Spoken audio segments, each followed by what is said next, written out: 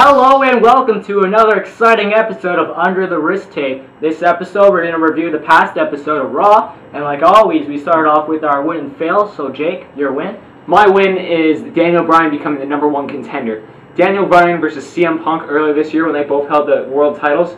Fantastic series of matches. Unfortunately, there never was a clean finish to any of them.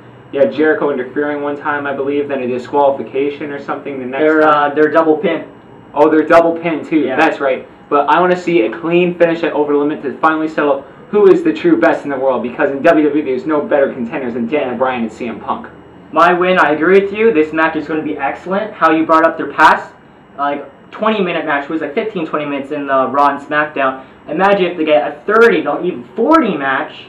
Like last year, John Cena versus CM Punk at Money in the Bank. Match of the year for many wrestling magazines around. Do you know how WWE named Triple H and Undertaker the match of the year?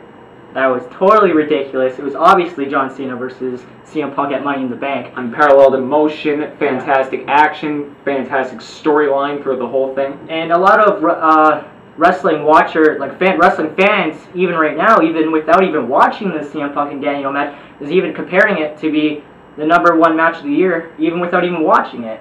That's how great these two wrestlers are, and you're gonna pair them up and have them at a pay-per-view match. It's gonna be excellent. That combination of talent, nothing can beat that. Now on the opposite side of talent, I like to bring up my fail. Great Khali versus Kane. What a disaster! Khali can barely walk. Yeah. He's weighing Kane down. Kane has better potential than this, even though he's still up there. He can still have those good hard-hitting matches. Yeah. And for a guy his size, he's agile. Yeah, when you brought up this fail before the show, I was going to say you can't really bring Kane down because for his size, he's a pretty agile dude. Even with his match against Randy Orton at Extreme Rules, Jake wasn't able to watch Extreme Rules, but I watched. It was actually a pretty decent match. Like I said, the feud, I didn't like the feud, but I knew the match itself was going to be alright. And even though Randy Orton won, it was still a pretty decent match, and it was great. It had some great spots. It wasn't just a slugfest in the ring. They had some great agility moments too, and I like to see Randy Orton win now because I think the feud, hopefully the feud's put to rest. Like how I said, I don't really like the feud, but it was a decent match. Maybe you can start a feud with Jinder Mahal now after the last incident. Oh yeah. Your fail? My fail is how they brought Daniel Bryan into the main event picture with CM Punk. We had the Beat the Clock night, and every match besides Daniel Bryan, each guy had a pretty even opponent. Like, it was pretty well matched. Well, Jericho versus Big Show, that was kind of out there a little, but... Well, it's a lot better than Jerry the King Lawler versus Daniel Bryan. Definitely. And that was definitely my fail, because you have all these great matches beforehand, and then you see Daniel Bryan versus Jerry the King Lawler. You should have just done it at the beginning of the night. Alright, we're going to have a Beat the Clock night, but Daniel Bryan's going to be our winner because he's facing Jerry the King Lawler. Not that I'm bashing Daniel Bryan and CM Punk versus Daniel Bryan at Over the Limit, just the way they made it. Like, Daniel Bryan got there by beating Jerry the King Lawler. Who else could do that? Maybe even Hornswoggle. Now, I know it's going a little bit too far, but that's just how you look at it right now. I understand your point, though. Yeah. Beat the Clock nights. Yeah, I was excited that they were going to have a Beat the Clock night, because they're always good, right? Usually very entertaining. Short, fast-paced matches, which is you don't have a long match where they're just sitting in the ring. Chain wrestling for the first 3 minutes, then you start getting the little spots, then Buddy hits his signature, other guy hits his signature, and whoever uses their finisher win the match. You see a straight match with some fast-paced action, straight to the point, and I like those kind of matches. When Eve officially announced the Beat the Clock night, I thought at first she said for the Divas Championship. I'm like, oh no, a whole Raw with Diva matches. But then I realized it was for the WWE Championship. I was like, alright, this is going to be awesome. Yeah, a whole night of Divas matches, I don't know if I could take that. I'd just stop watching halfway through. Yeah.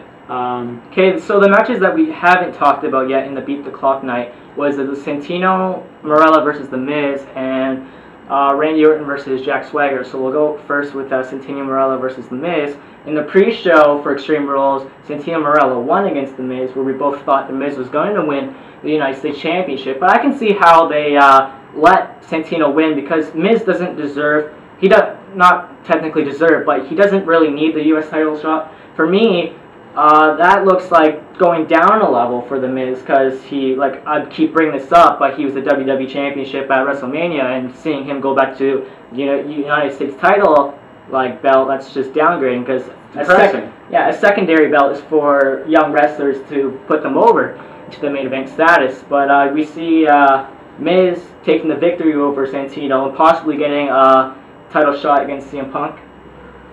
I thought Santino versus Miz for an opener match, it was pretty good. Miz winning, I was like that. Santino, not really a fan, but I can see these two developing a feud. Yeah. Where at the end of it, Miz will get the United States Championship just to kind of boost his stock up, because over the past while, with all the new talents return like Jericho, Lesnar, Miz has been lost in the shuffle. Yeah, and Miz needs something to boost him back to that level. So I guess a U.S. title for him right now could at least give him some benefits, because like you said, we have Brock Lesnar and all these new talents that would completely destroy The Miz in the ring. So I guess that could be beneficial for him. Next, the Randy Orton versus Jack Swagger, which you brought up was actually a pretty decent match. That was solid. There was fast-paced action, good spots. I didn't see any mistakes in it. Yeah. I just thought it was a very fluent match, a lot of great action, and Raw needs more matches like that. Even if it was 5 minutes, I could have watched those two go on for another 5 or 10. Yeah, Randy Orton, in my opinion, is one of the guys who, like Jack Swagger, can have a decent match with anyone. But, I don't know, I'm not really big on Randy Orton. His mic skills need a little bit of work. But his wrestling is alright. It's pretty decent for like a third generation superstar. Because you think a third generation superstar is only in the business because of his, like, history. But I say he does, he puts his own weight in actually being in the WWE. You can see him. He deserves to be there. And Jack Swagger, who was a World Heavyweight Championship, like, who was 2 years ago, back in 2010, I believe he cashed in Money in the Bank. We see him drop down, but like his match with Randy Orton was excellent, and we can possibly see him move on in the ranks in the WWE again. Maybe. I see him being put back in the United States title picture, maybe to bring some prominence back to that, because he is the All-American American, and it'd be only fitting if they had the All-American American. Yeah, he won it against Zack Ryder, and then lost it to Santino. Yeah, Santino Marella. And I personally think Jack Swagger should hold a United States Championship instead of Santino Marella, because he's a good mid carder, Jack Swagger. I wouldn't say the main event card at this moment. He still needs time to develop. I mean, having him with the World Championship run a few years ago, that gave some stock into his name. But now having him hold the United States title and make the mid card interesting, yeah, I think that's a good idea. So, for the past couple of weeks, your buddy Dean Ambrose has been getting dark matches before the show. He's been killing it. Yeah, and this Monday night, he had a match against Alex Riley. I'll let you take over. Dean Ambrose won this match with a knee trembler, which he adopted from William Regal. Him and William Regal are currently feuding in Florida Championship Wrestling, and it's been a great feud to watch so far. If you do watch FCW and have the chance to, I advise any wrestling fan to watch Florida Championship Wrestling, because these are the stars to watch. Guys like Seth Rollins, Cassius Ohno, Dean Ambrose, and now they brought Antonio Cesaro up to the main roster, which I'm so excited for. The independent circuit is finally gaining some recognition for the talents they're producing. I'm just happy to see that they're getting the big chance. I haven't really watched Dean Ambrose in his independent circuit days, but I've seen him in the FCW, and I've seen him with a match against CM Punk, because CM Punk, when he had the title, he did a visit to FCW, and they had a good 25-minute match, I believe. And if you watch it all, it was actually really a really good match.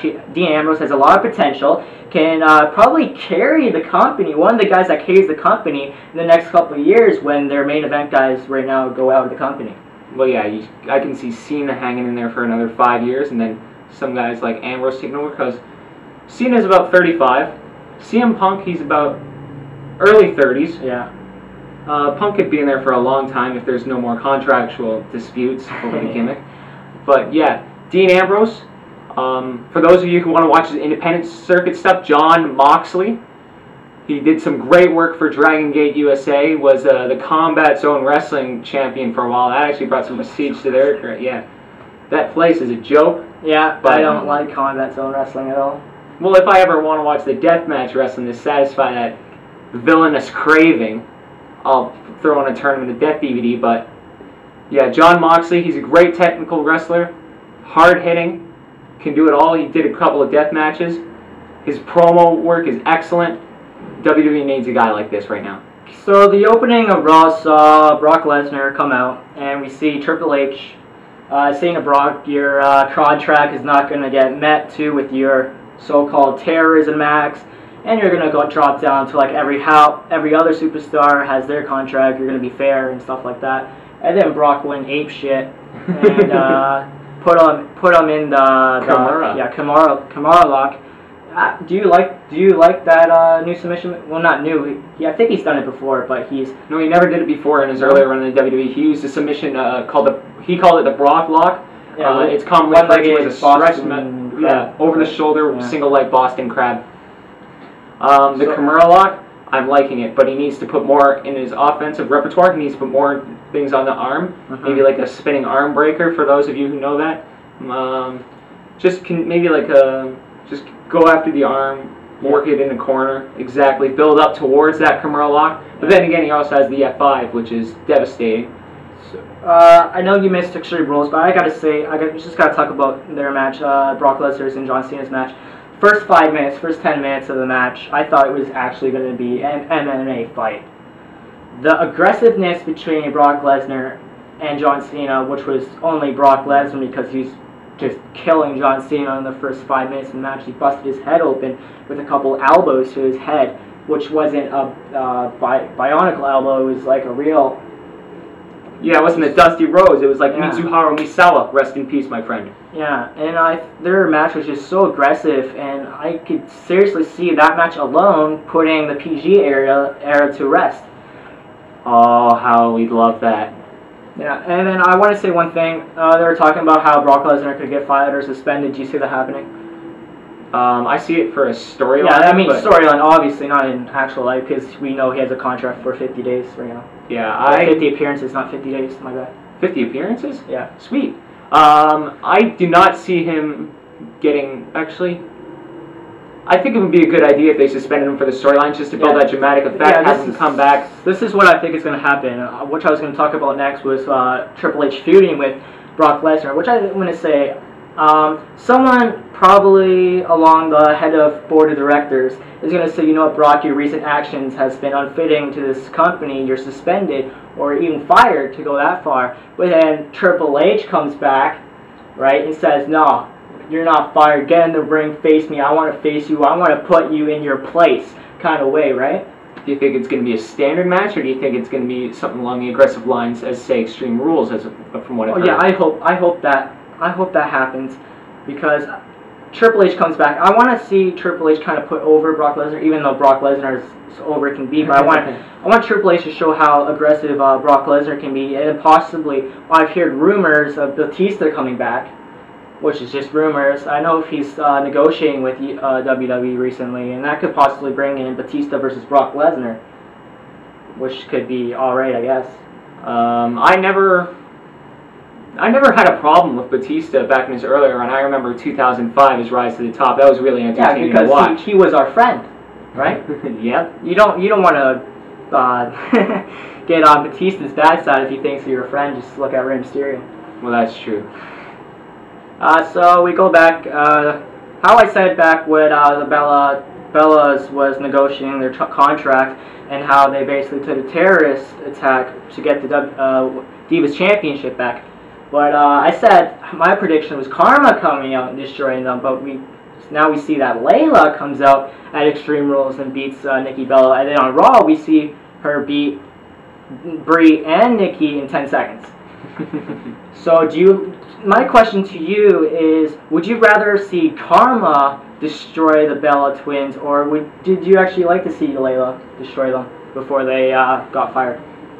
Well, first of all, I want to say something that CM Punk is probably laughing at the Bellas right now, thinking, you think you could do what I did last year? No, you got to have a good match at a pay-per-view, honey. Yeah. And I'd like to see Karma return. Just take them out, freaking obliterate them. I don't know, give them like a couple power bombs each. Maybe give it an implant buster, as they call. So you agree that you rather had Karma, which I would say majority of the people who watch WWE would rather have too. I would have had what I said in the prediction show happen instead of Laila coming out, but Laila was it was an alright surprise, I guess. Well, you know what? She's not the worst diva. She's not like Trish Stratus level or anything. Yeah. She does have room to grow. They just need to extend her arsenal a little more.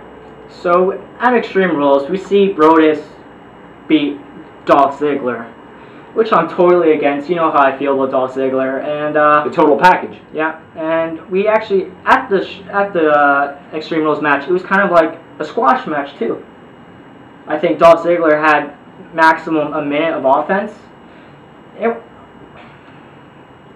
and then Dolph Ziggler should not have to take that crap. Yeah, I know. Brodus Clay is not a wrestler. I know. He's a freak of nature. He's pretty much a really bad pubescent stage result. Yeah. So now we see on Raw that Brodus Clay goes back to not jogging, squashing jobbers like JTG, who he had a match on Raw now. Which I don't know what they're doing with Brodus. To be honest, I don't care. I'm not interested in Brodus Clay. Yeah, no. The Funkasaurus gimmick is complete trash. Him dancing with the kids in the ring. You said you wanted John Cena versus Brock Lesnar to kill the PG era. Yeah, and then they break oh crap, we have to throw that back in there. We got to get back to the PG. Which I thought was funny because the little black kid was the best dancer, but pretty sure it buys black guy like that. So now we go back to Dolph Ziggler. We see him lose at Extreme Rules, not appear on Raw, but he appears on Superstars now. Not using Dolph Ziggler on Raw is one of the worst decisions WWE can make right there. He's one of the fastest rising talents. Former World Heavyweight Champion, that's under dispute. Always will be because of the whole Edge situation. Then former United States Champion. He held the Intercontinental title for a while back. He has just one thing left to do, and that's just ascend to the top card. He had against CM Punk. Yeah, I was gonna say, we saw CM Punk versus Dolph Ziggler at Royal Rumble, where CM Punk took the match, obviously. But I would like to see either use Dolph Ziggler on Raw, or bring him to SmackDown and make him a high-level superstar on SmackDown, because I want to see Dolph Ziggler hold a major title right now. Right. He needs to. Yeah, so then now, speaking of titles, we see Kofi Kingston and RTruth win the titles against Epico and Primo, which Spice Black Guy really enjoyed. If you watched our episode during the week. I was happy that Kofi Kingston and RTruth won, actually. I think these two, that's what they need right now. They need a resurgence in the tag team division, but we haven't seen a really good tag team finisher in a while, except for other weeks ago when Titus O'Neil and Darren Young nearly ended Yoshitatsu's life with that powerbomb diving clothesline, was it, combination? Yeah. Kind of like an inverted doomsday device for the Legion of Doom. Yeah. But yeah, Kofi Kingston, RTruth, maybe Kofi hits the Trouble in Paradise while RTruth hits his Little Jimmy. Which could be called Little Jimmy in Paradise. We should write this stuff. We should, honestly should. But yeah, they need to bring prominence back to that tag team division. You know my love of tag team wrestling. I like how they're at least trying to resurrect the tag team divisions. Exactly. But they're throwing random people in the tag team. Like before we saw Kofi Kingston and Evan Bourne, which was actually pretty entertaining tag team. Yeah, they were, but they were just thrown together. And now that Evan Bourne decided to rather smoke weed instead of perform in the ring, and now he's severely injured. He doesn't throw punches, he throws parties. Yeah, now he's severely injured. We have no idea when he's back, so they decided to put R-Truth and Kofi together, form a black team that, again, Bias Black Guy enjoys. And they got the titles now, which I guess was alright, but what they're doing with Epico and Primo now, they lose their titles, and then they're going to back with the segment, and their segment gets cut off. Well, they also had this segment up on WWE.com, if you could watch that. That's just trying to direct traffic to their website again. Good marketing idea. Yeah, but you don't, I don't know, I don't think you should cut a segment in half. And what happened was Abraham Washington made a deal with them, and now he's their manager, something like that. I think Epico and Primo are going to get their tag team rematch. I wouldn't like to see them get it on Raw. I like to see them build up the feud for a few weeks and have them match it over the limit. Yeah. I remember back in the 90s, they had 2 out of 3 fall tag team matches. And Hart Foundation, even Strike Force, Rick Martel, Tito Santana, Demolition. Those were the days when tag team wrestling was great. Actually, and the 2000s. Oh, I was going to say, Edge, even early 2000s was a great Ed, WWE wrestling. Did I say Edge, Hardys, and Christians? Yeah. Edge and Christian, the Hardy Boys, and the Dudley Boys was by far one of the best feuds of 2000 to 2001. Yeah. So the ending of Raw saw John Cena, Johnny Ace, and Lord Tensai come out. Huge swerve by Laurinaitis, I must say. Yeah. Huge! I did not see that coming. Yeah. We all thought that Lord Tensai was going to be John Cena's opponent over the limit. That's what they were reporting when they were bringing in Matt Bloom, real name, sorry, breaking kayfabe. But they said they were going to have him feud with John Cena. Yeah. But now they swerved, and they had Lesnar start the feud with John Cena. And now, just when we think we're going to get Tensai to come in, now we see Johnny Ace versus John Cena over the limit, where I'd love John to see Laurinaitis. I'd love to see them actually use Johnny Ace as his ring name. I would love that. And then we see them beat down John Cena, which could, I guess, by storyline, make him not even compete at over the limit. Perhaps, and then John Laurinaitis would win by forfeit. So People power! Did you like the ending segment? I thought it was pretty good, actually. John Laurinaitis, not really popular with many people. However, I think he's one of the best heels they have because he can just radiate so much. I definitely enjoy him over Theodore Long. I'm glad that he won at WrestleMania. For sure. I liked how he got a little really aggressive. Yeah, we haven't seen John Laurinaitis in that state so far. We've seen him be ass kisser, annoying screwjob associate. Yeah, but we haven't really seen him as an aggressive, I want to beat you up kind of guy.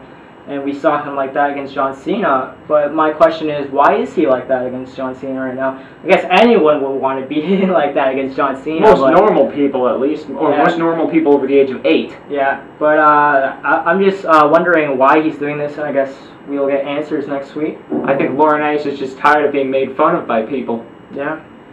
Just lost it completely. Alright, this is the point of time where we ask the biased black guy question. Biased black guy? Is Laila really black? She ain't black, she English. Well, there's Biased Black Guy's opinion, which ends the show. And well, my name's Steven. My name's Jake. And you watch Under the Wrist Tape. Please support Daniel Bryan. Thank you.